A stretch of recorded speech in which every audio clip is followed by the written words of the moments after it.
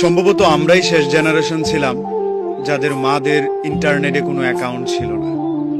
সম্ভবত আমাদের মারাই শেষ জেনারেশনের যারা পৃথিবীর এত হিসেব কিতাব বুঝত না।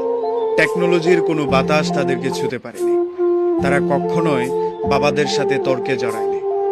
সবসময় নিজেদেরটা স্যাক্রিফাইস করে সন্তান আর পরিবারের জন্য উৎসর্গ হয়ে গিয়েছে।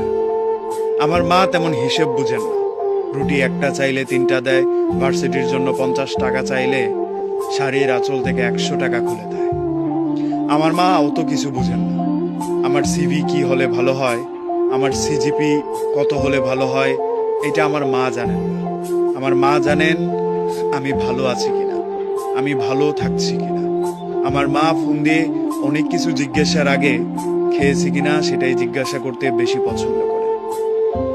কোথাও গেলে বাড়ি থেকে পিছু পিছু হেঁটে রাস্তার কিনারায় আসা আমাদের মারাই বোধহয় শেষ জেনারেশন, যারা শাড়ি ছাড়িয়ে কখনোই আধুনিক পোশাকে নিজেকে মানিয়ে নিতে পারেনি।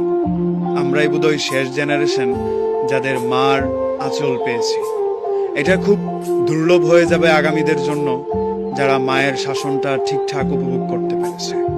সকালে মক্তবে না গেলে মায়ের ভয়ে পালিয়ে থাকতে হয়েছে হাফ বেলা।